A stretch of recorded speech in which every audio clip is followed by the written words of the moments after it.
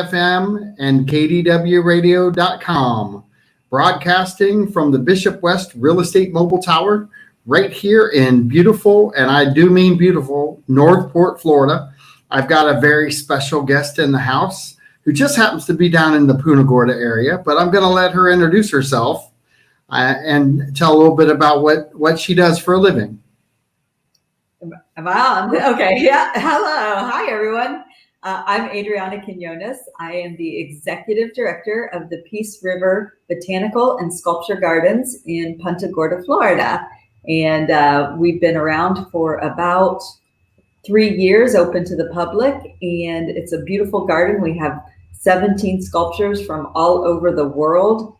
We just got a new one in, called Milk Factory. And you just have to see it to believe it. But they're all whimsical and fun and make you smile. So all our sculptures, they range in size from, just a few feet to all the way to 22 feet tall. So we've got quite an assortment of things, and they're scattered throughout the garden, which is about 30 acres. We have 30 acres of garden. Of that 30 acres, about 11 of it has been developed so far. We're still developing it.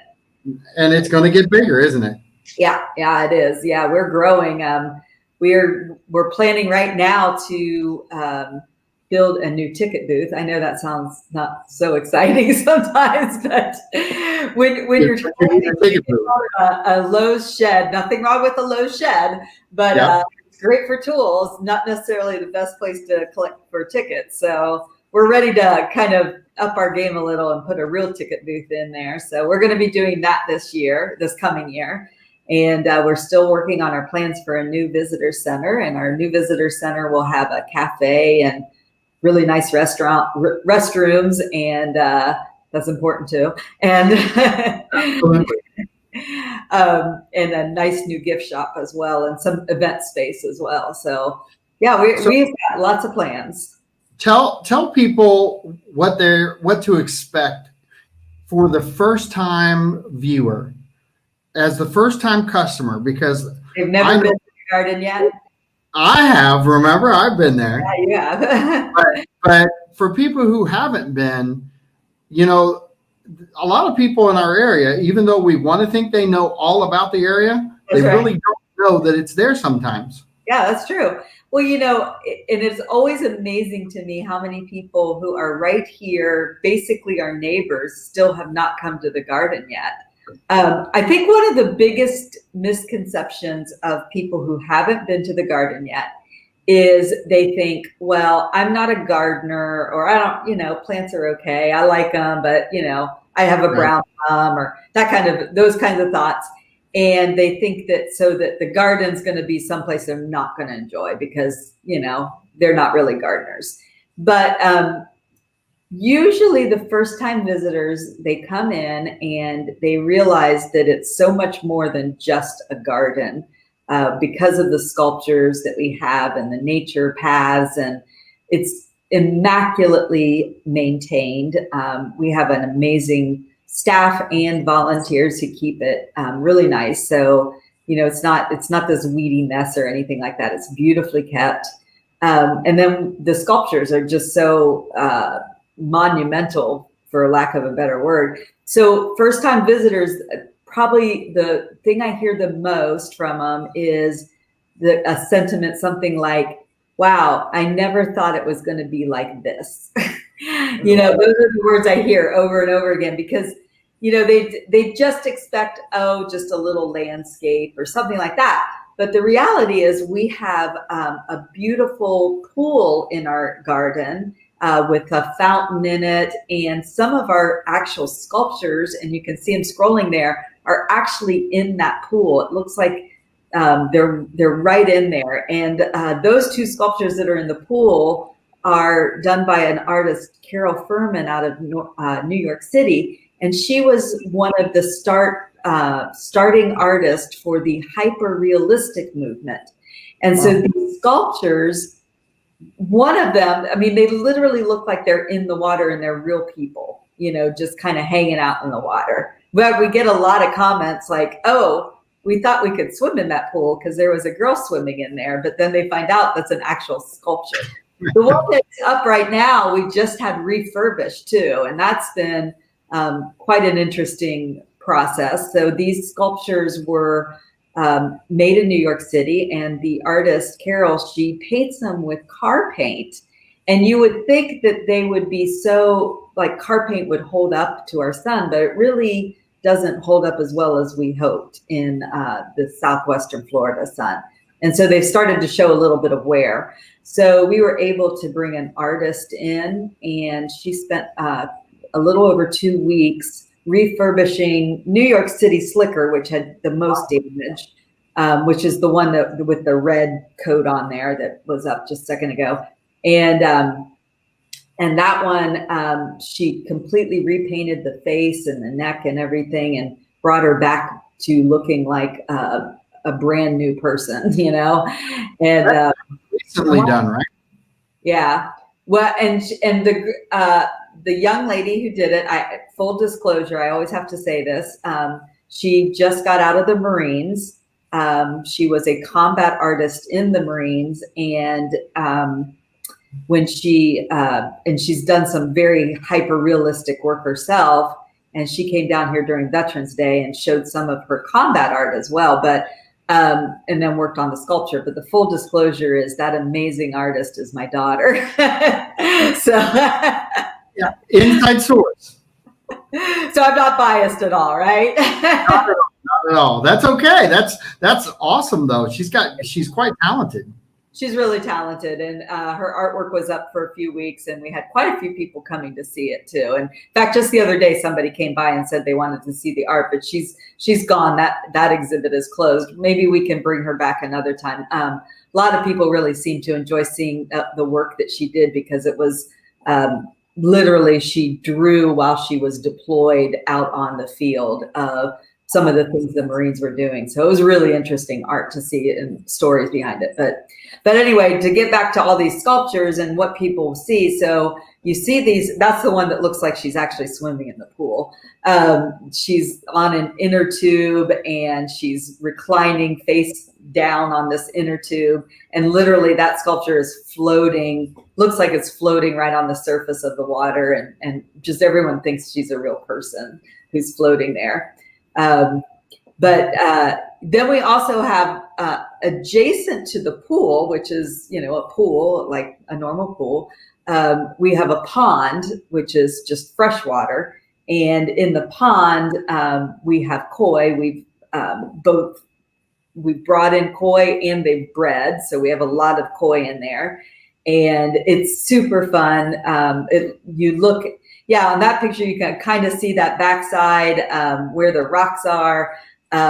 There's rocks all around it. The koi swim around there. You go out on our back patio, and I always say it's the most fun you'll have for $1. You buy a packet of fish food for $1, and you go out and feed these koi, and they literally swim on top of each other trying to get to this food. And it's so hilarious to see. Kids especially love that part. They love feeding the koi. It's really fun. It's more fun than you think it would be, but it's really fun.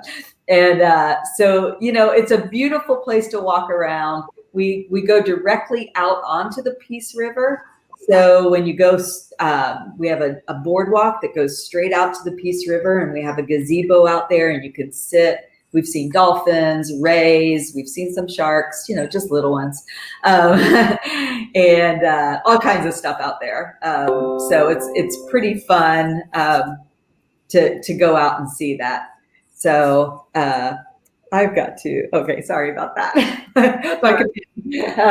So anyway, yeah, and this is our signature steel palm. Steel palm is our signature sculpture, and that one is by Jakob Kulin out of Boston, Massachusetts. And this thing is huge too.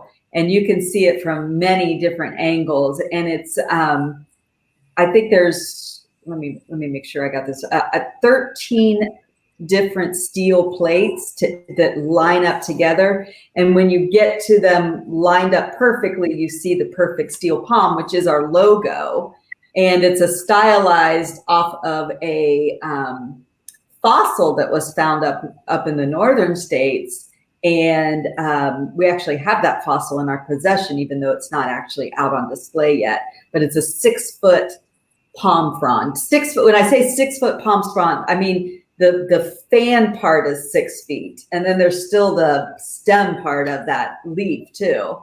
The thing is massive, and it was found way up, I think Wyoming, something like that. Anyway, a place where you would not expect to see palm trees, obviously. So, but we've used that as kind of our logo, and that's been very interesting too to see. So there's boardwalks, there's ponds, there's koi, there's sculptures, there's beautiful gardens. We're known for having our plants labeled, which is really great for people who are new to the area or visiting, because you can actually see what we actually have and know what the name is without having to find somebody to ask. And and then it's just very calm and peaceful. So people really love it the first time. And we have had so many new visitors recently. So I just want to thank you for having me on, because it's things like this that get our name out there. Even though we've been open 3 years, there's like you and I just said, there's a lot of people who don't actually know we exist yet. And so we're really working hard to get our name out here, because it's worth coming to see for sure. It's a beautiful place. What a great photo opportunity out there too, for families and friends. And we have a wedding. We have a wedding this weekend at the garden. Oh, those special events. Yeah, so people can get married there, or have their, family reunions or corporate events. We're open to doing that. We'll work with you personally and develop something that works for your budget and what you want to do, and we'll make it happen. So, well, that's a big deal, and we're talking in general this last year about COVID situations where I was glad to see that you guys are open. Yes. And you have the capability of being open right now. Yeah. I just thought this would even be a cool place to bring kids, just to be outside and show them Christmas lights, because you've got an upcoming event coming, right? Yeah. So good segue to that. So yeah, all these events we do, but our big event is coming up. It actually starts tonight at 6:00, and we call it Gardens Aglow, and we light up the whole garden with Christmas lights all over. And you can walk at nighttime through the gardens and see all the beautiful trees lit up. This is our second time we've done it. So our last year, we only did it. So we're on both sides of Riverside Drive. The address, I think, might be scrolling across, but it's 5827 Riverside Drive. 5800 is the other side of the road, but basically we're on both sides of the road. And so we only did the north side of Riverside last year. And this year, because of COVID, we wanted to make sure that we could spread people out pretty far. And so I had this brilliant idea. I said, well, let's decorate both sides of the garden too. So that was a lot of work, but that's actually a little sneak peek of this year's lights. We lit it all up. It's really beautiful. We have some really great, talk about photo opportunities. There's some great places that you can just stop and take a picture at, and you'll have your picture for your Christmas card, right? So, but yeah, it's just so there's our little tunnel of blue, and but we did make it so that you could just do a kind of a one-way loop around the south side of the garden, and then you'll cross the street and do a one-way loop around the north side of the garden. There are a couple places where we have to have two-way traffic just because of the way our garden's set up. But, we just ask everyone, bring your mask and wear it if you can't social distance. If you can't stay more than 6 feet away from somebody else visiting, just slip your mask on while you pass them, and you can take it back off, when you're in your own group again. That's the beauty of being an outdoor venue, is that you can do that a little easier. You do have to wear a mask when you come into the building, But other than that, as long as you're socially distanced from everyone, then you can just enjoy that time walking through the gardens at night. It's just so pretty. And this year last year we had our fire pit also, where we roasted marshmallows and had s'mores, and everyone seemed to really like that. So we're doing that again, and we moved it to a different location, and we've got some tents set up so you can sit out there.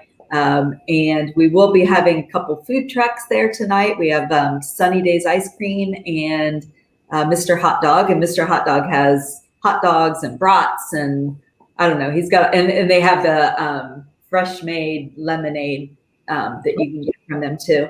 And so there's some food to eat, and there's singing. Well, you could sing, you could sing, but there's music playing.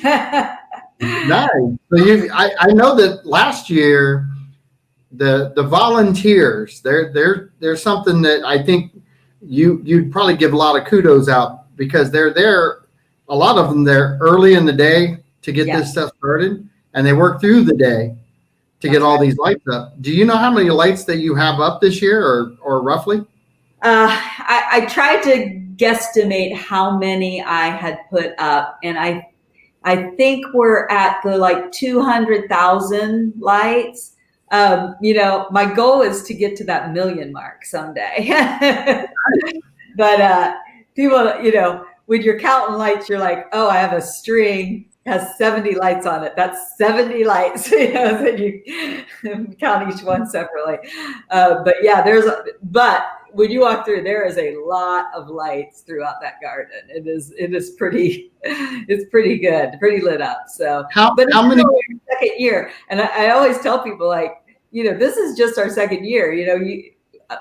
We want to get just over the top crazy, because the executive director seems to love a lot of Christmas lights. So, but it's only our second year, and it takes some time to grow that into it. So, our cost to do this, if you're a member, it's $8. And if you're not a member, it's $10, which is pretty low price. It's an expensive thing to put on, but, we wanted to keep the price reasonable so that everyone could bring their families out. If you're between 5 and, or 6, I can't remember now, 5 or 6. Oh yeah. 4 and under is free. But between 5 and 18. 5 and 18, yes. My head's a little screwy right now. But between 5 and 18 is only $5. So, we tried to make it really reasonable so that families could come out and really have a good holiday memory. I mean, other gardens, and they're spectacular. Some of our local gardens, have some Christmas light shows as well. But, it can get pretty pricey to bring a whole family. This way, we have something that you can do with your family, and it'd be a reasonable cost for everyone to do. And it was we were on vacation up in Ohio a couple weeks ago. Go Bucks.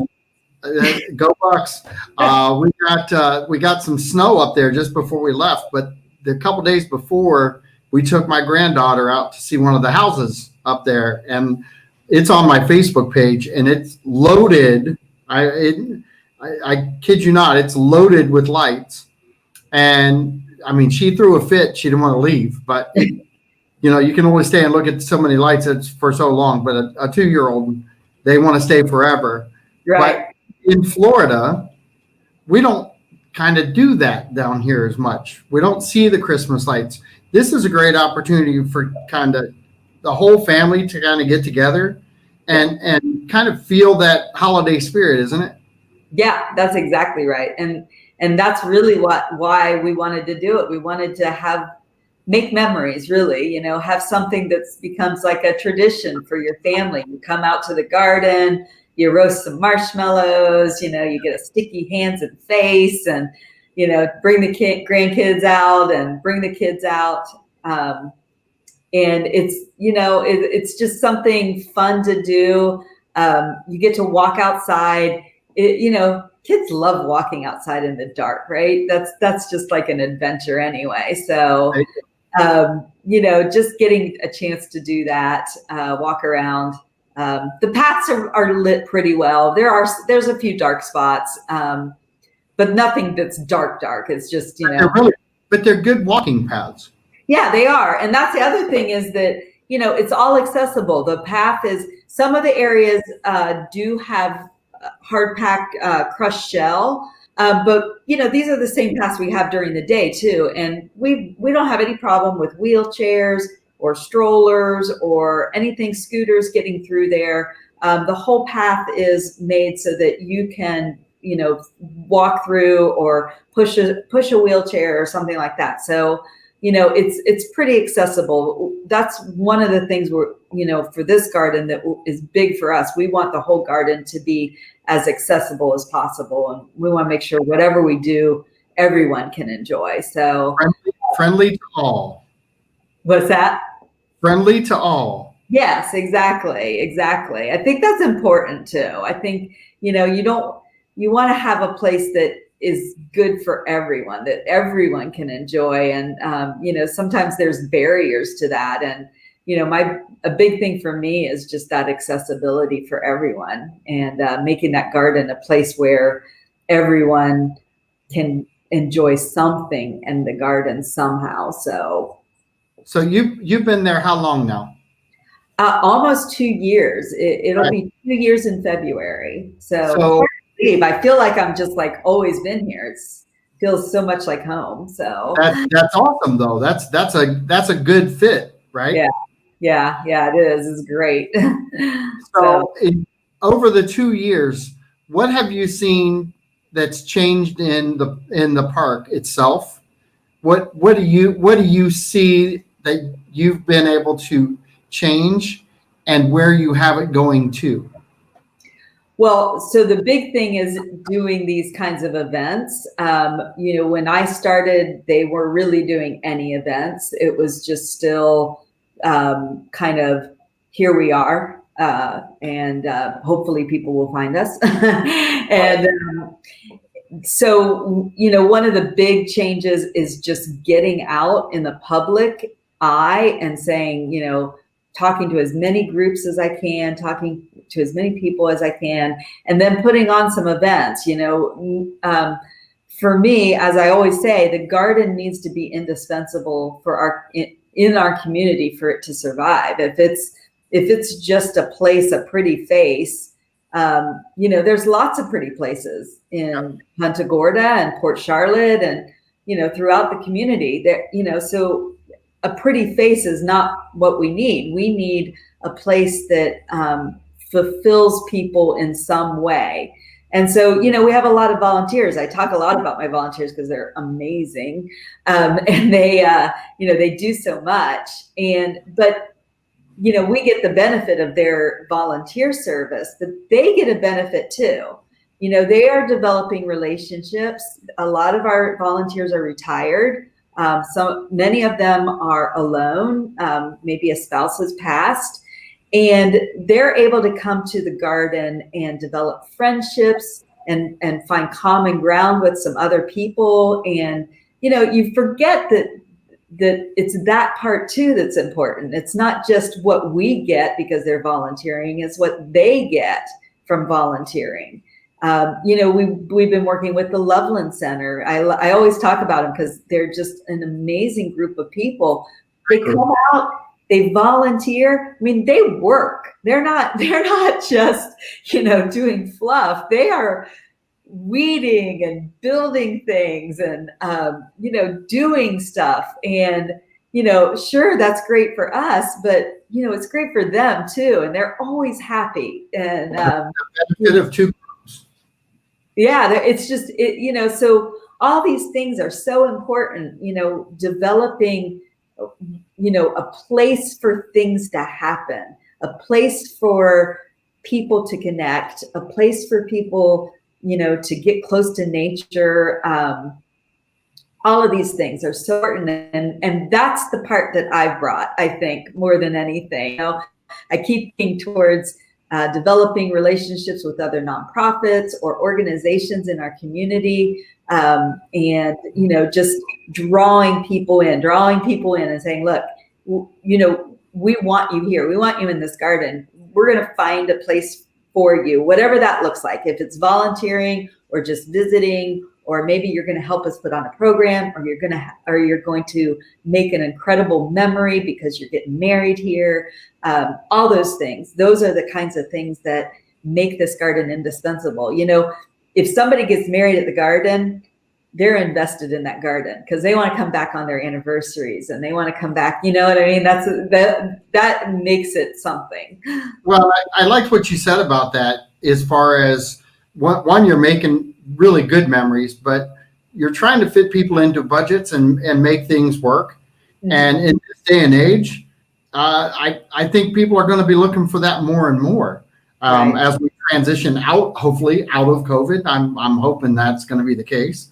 Right. But it's one of those things where people are out, they're trying to really right now find things to do that they are outside, right. Because outside is the in thing. Parks are on the upward trend right now because you can be outside and doing different things. This is a perfect opportunity for the gardens to kind of maybe explode a little bit more on a higher scale than you even anticipated. You know, you're right, John. That's exactly what we see happening too. We have so many more people who are coming to the garden for the first time, and I think that's a lot of it. You know, there's not a lot of things you can do that are outside. You know, a lot of if you want to go to a museum or those kind of things, they're inside kind of things. You don't want to, you may not want to bring your kids to a place where, you're worried about them touching things and that sort of thing. So there's some great museums. I want to say though that, the museum world is doing a fantastic job of sanitizing and keeping things clean. And, I know our museums are here in town as well. But anyway, yeah, the outfit things are the important ones. So I know you're on short time. We hit that 3:30 mark, but yeah, I see it. Can you tell people how to get tickets? Yeah. So lastly, I will tell you that all our tickets are being sold online. So you can see there, it's scrolling across the screen. And then when you get to the bottom of the screen, you'll see buttons for each night. And those buttons will take you directly to a link that will get you the ticket for that night. So you do have to pick what night you're going to go and then click on the button, and it'll take you to an Eventbrite site and you can buy your tickets there. Now, awesome. I wanted to say, because some people get worried about this. They're like, well, I'm not going to decide until, today that I'm going to come to the gardens. We do have a limit on how many we can fit in the garden. I really don't think we'll hit that limit. So I think most people are safe. So you can probably literally be driving to the garden, get on your cell phone, buy your tickets, on your cell phone, and just come to the garden. So you don't have to, I would love it to be so crazy that, we have to turn, but we're not quite there yet. So I think everyone tonight, we're still open 6:00. You can still buy tickets for tonight. And if not, there's plenty of other nights you can do it. All the dates are there. And it's super easy to click that button and buy the tickets. It really is nothing. So there's no sales at the door. So you can't come up and buy a ticket that night at the actual gate. Okay. That was great insight. That's awesome. I really appreciate it. And I know you've got a meeting you've got to head out to, but I really appreciate you taking time out of your day. And I promise you, I won't wait a year to have you back on my show. I truly enjoy having you on and talking with you. And you're doing a great job. I know that for a fact, just because I hear people talking about it out on the streets. Good. Oh, that's good to hear. Thank you so much. And thanks for letting me jump on short notice and talk about the garden and Gardens Aglow. And thank you all for what you do for our community as well. It's just always so great. Well, and don't forget this, go Buckeyes. Yeah, go Bucks.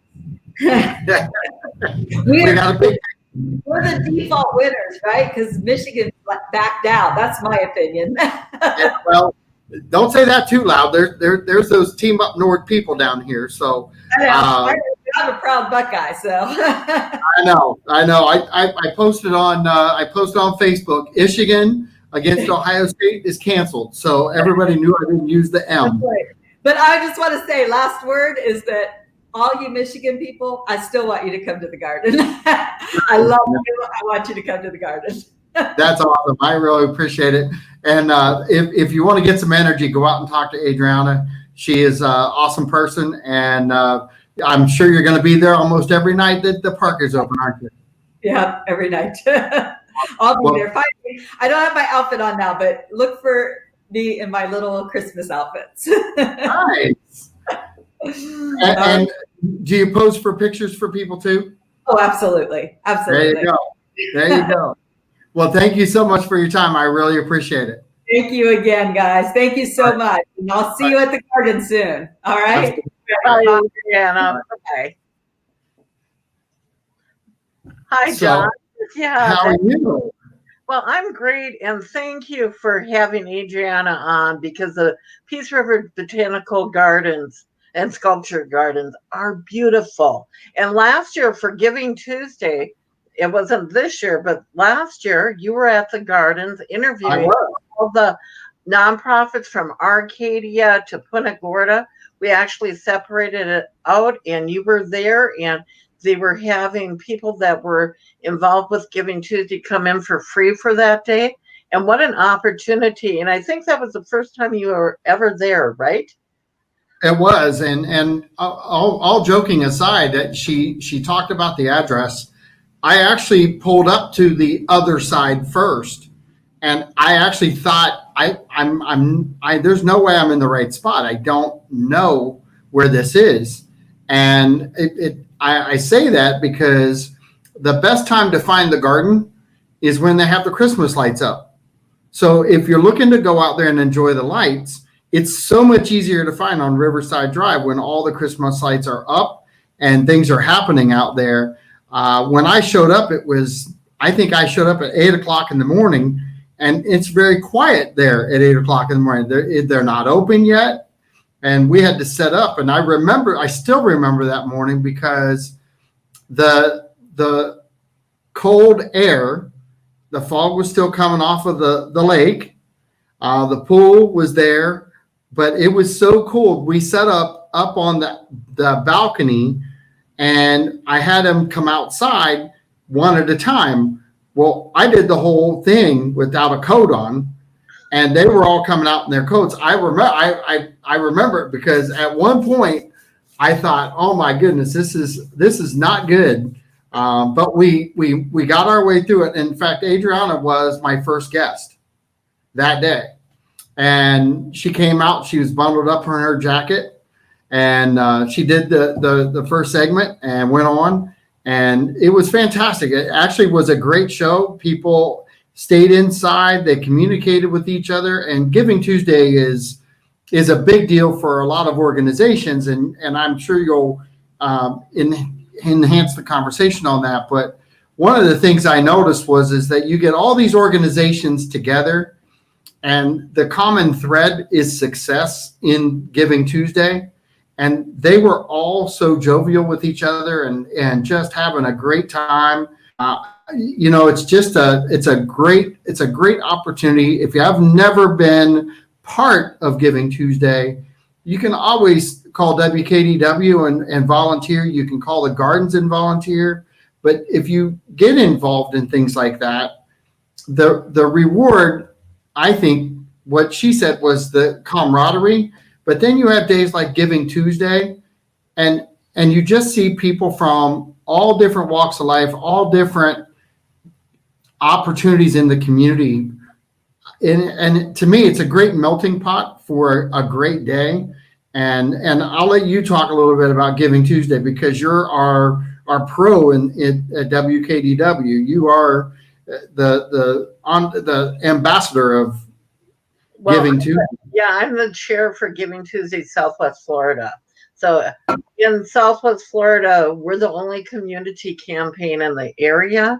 And so putting it together this year was very hard, just like it was for a lot of people around the world. And we were supposed to actually, the community campaign leaders meet once a year that they actually pay for if your organization can't afford to. And with us being a nonprofit, we don't have a budget for anything Right. for that kind of thing. And so Giving Tuesday, in the background, really, it's the Gates Foundation that pays for us to go, even though they're not the ones running it. They're the ones that actually step up and see the value of having a day around the world that we all come together in generosity and thank you and kindness, and to talk about give nonprofits the opportunity to even do their kickoff for their end of year giving, but also like you, John, you're a volunteer, I'm a volunteer, to say Right. thank you. It's a day to say thank you for all that you do. Now let's see you do more. No, not really. I'm just kidding there. But one of the things that we missed this year is the getting together with in person. And I was able to have us do what we're doing here right now. John actually hit on something that last year when he was at the Peace River Botanical and Sculpture Garden, and we brought all those nonprofits there, and we sent out hosts at each area, Englewood, up in Venice, at the Northport. We did it at the radio station. We had somebody up in Sarasota, and everybody came together. These are nonprofits that normally would never meet each other. Right.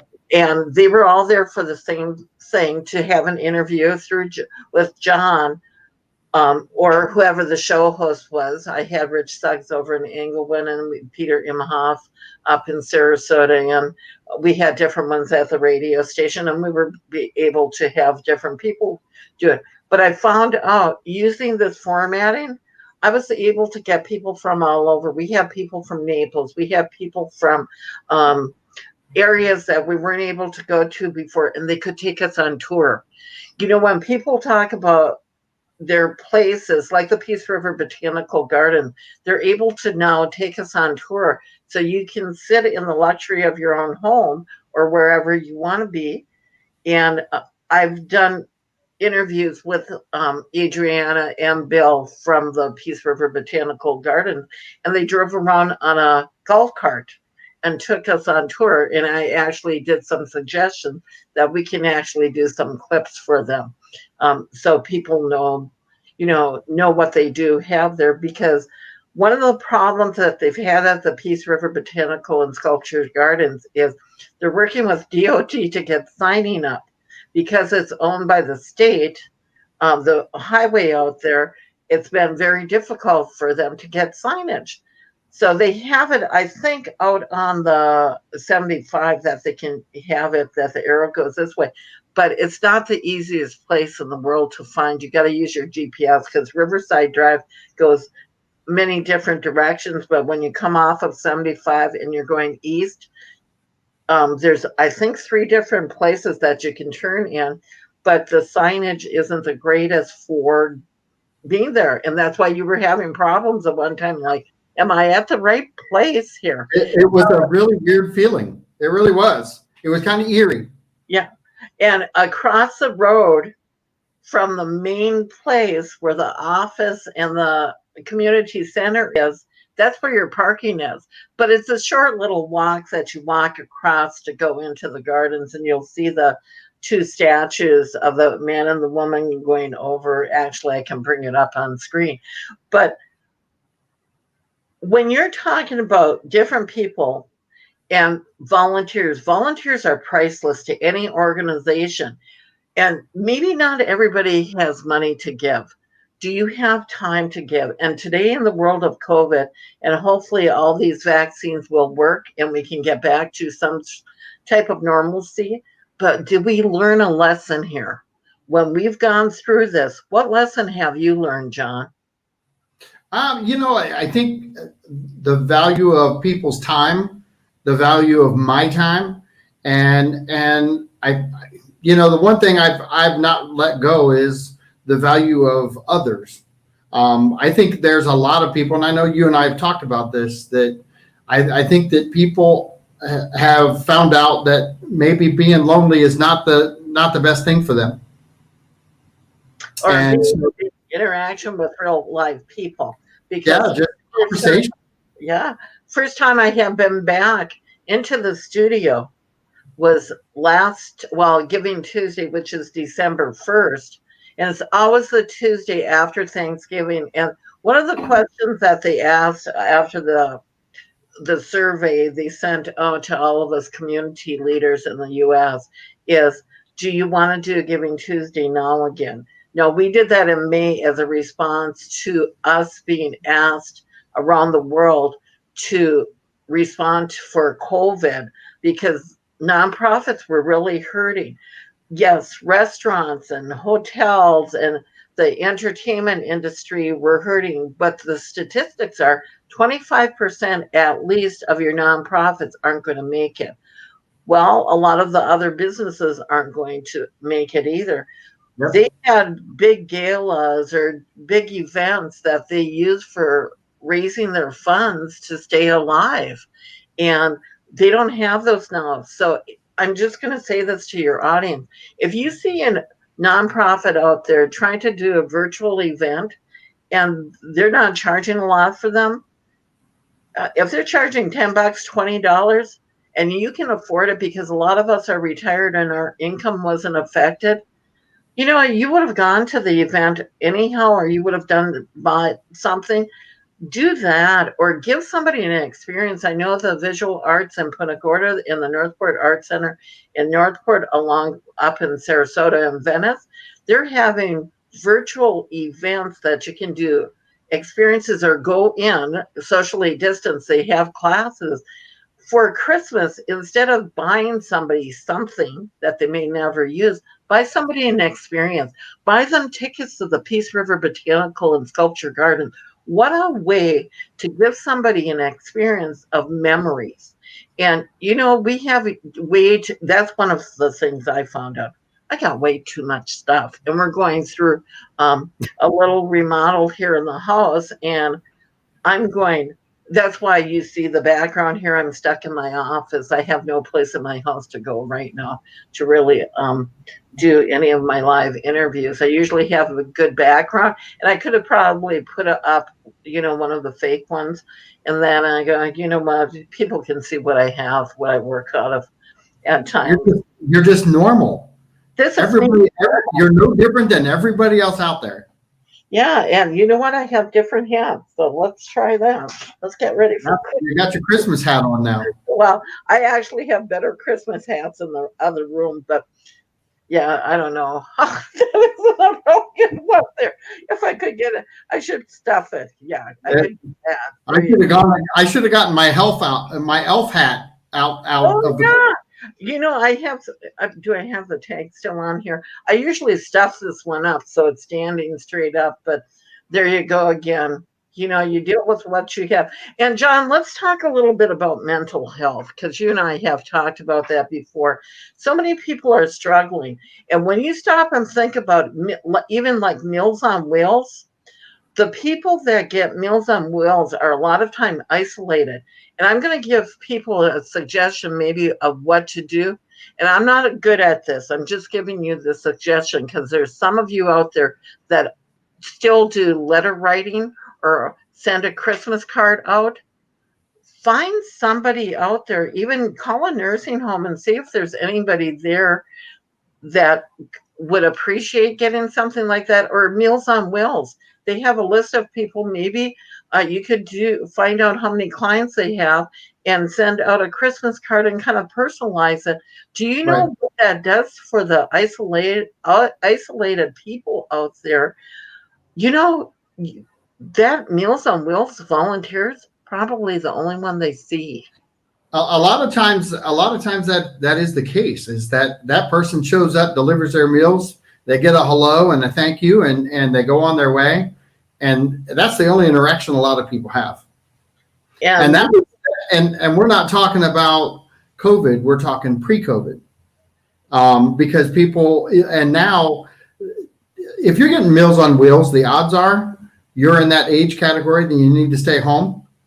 And I think that's the lost soul that because we were all detached from it from the beginning, I think that's the lost soul that we have to kind of regroup and get back, because and I'm not going to talk age, but I'm going to say this to you because I know you're going to understand it, because I remember my neighborhood and we knew everybody. We knew every senior on our street, every retiree by name. We cut their grass. We shoveled their snow. We pulled their weeds in their garden.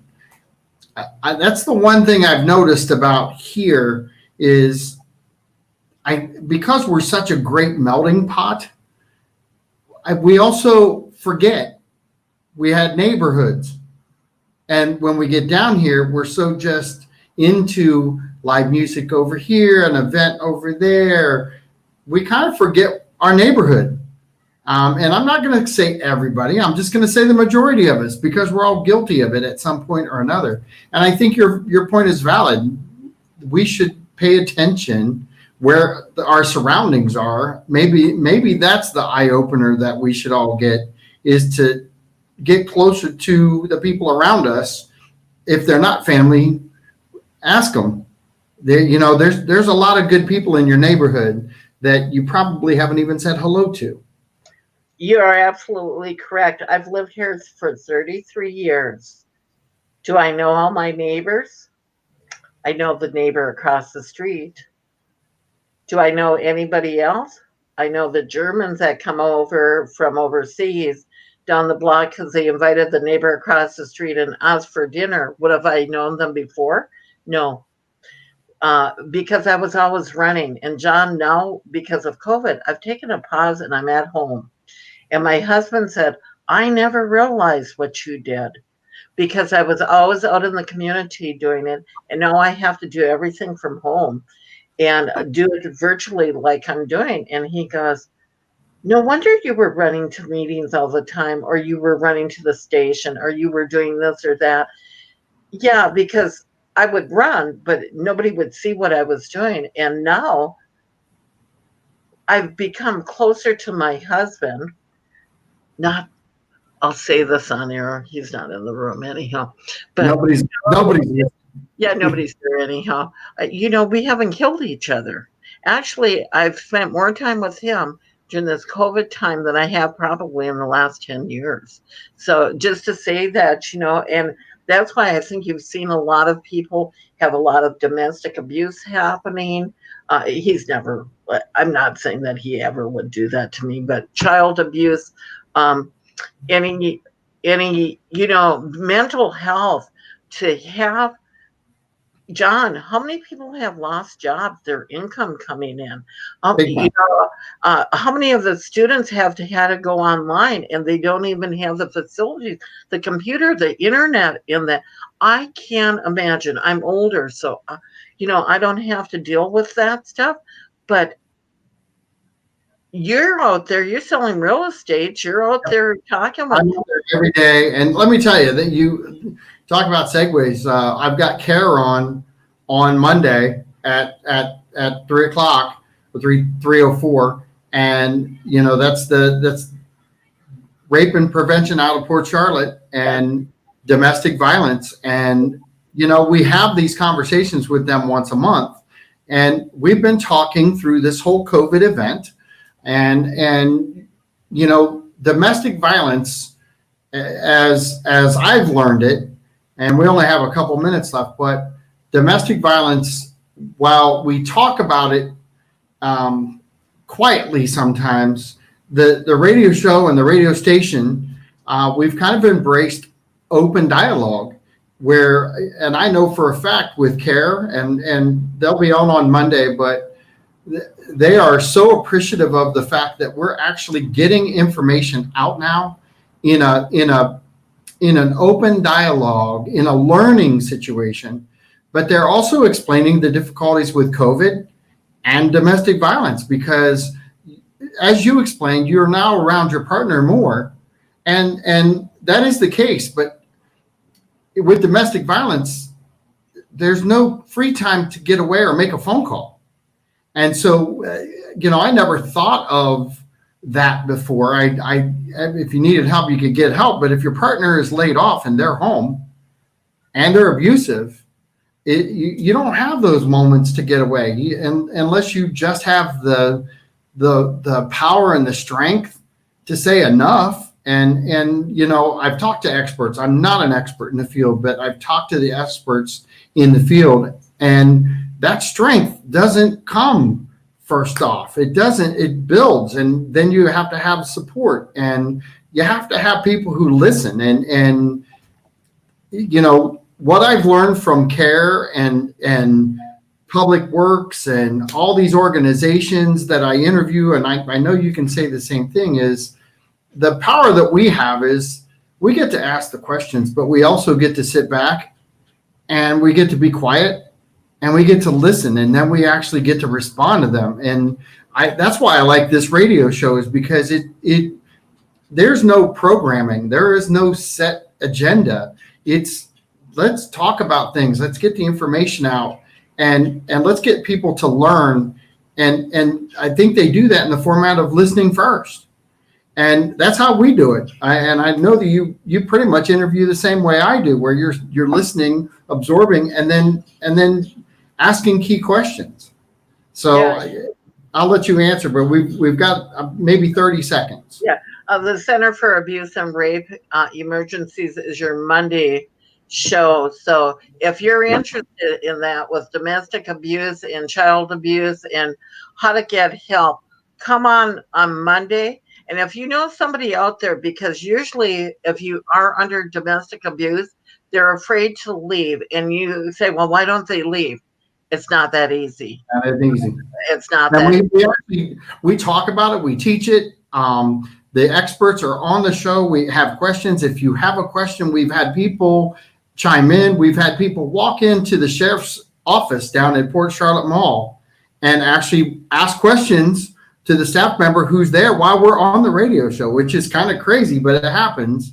And we just let it all happen. We let it play out. That is the one advantage I have to going to that location. We're going to try to do this format next week with them, but that's why I like going to the mall, because you never know.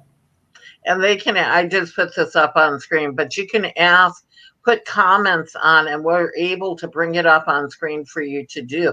And John will be using this format on Monday. So I guess we have to go, John. Absolutely. But it was nice talking with you, and I appreciate you coming on the air for me, and I'll talk to you soon. Thank you, John. See you guys on Monday. Have a great weekend. Yeah, have a great weekend and be kind. All right. Absolutely. Thank you.